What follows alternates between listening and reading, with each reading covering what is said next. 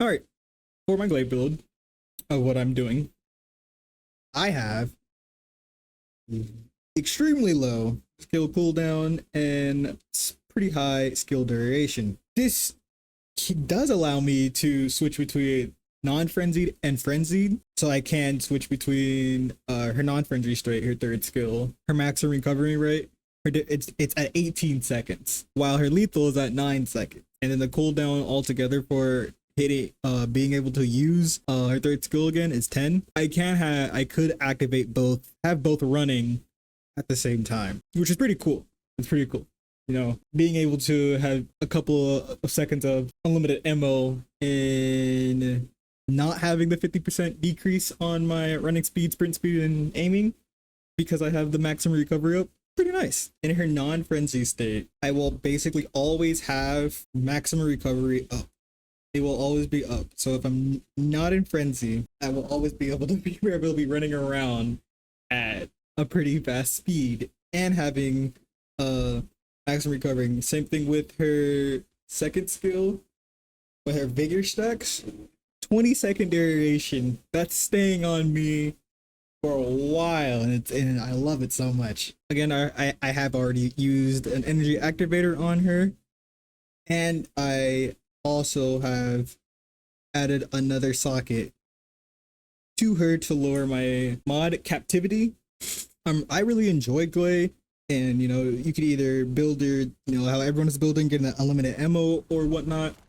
But a lot of people, I think, are dissing just her non-frenzy state, just because all you can really do is get more HP and heal more, and everyone's really just enjoying the unlimited ammo, right? More damage, understandable.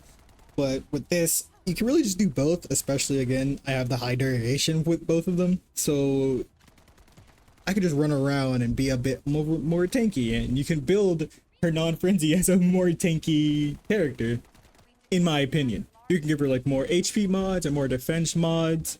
I will say, with the multi maneuvering right here, if you have it, I would say actually upgrade it because it gives you more mod captivity. And when you upgrade it, the same thing goes for shock punch. If you have that, upgrading that will also give you mod captivity, more of it. Nimble fingers, right, giving me that skill cooldown of -25, maximum duration, MP conversion, and then skill duration. There's obviously, you know, these two as well, giving me more skill cooldown, more skill duration, and then everything else is more of giving me some defense or some healing, of course, to live. Just in case you don't have some of the mods unlocked at the moment, but you have others for like defense or, you know, more cooldown, skill cooldown and duration, there are other mods you could obtain to do the same thing before you can get, you know, the right ones you want, or just making a different build. You don't want to use those because you can really just use any build you want. I don't feel like copying people. I like just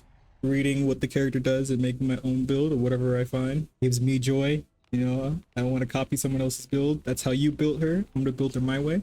Either way, well, that's gonna be all for me. I think the last things is I'm going for two weapons, which is the Blue Beetle and the Secret Garden.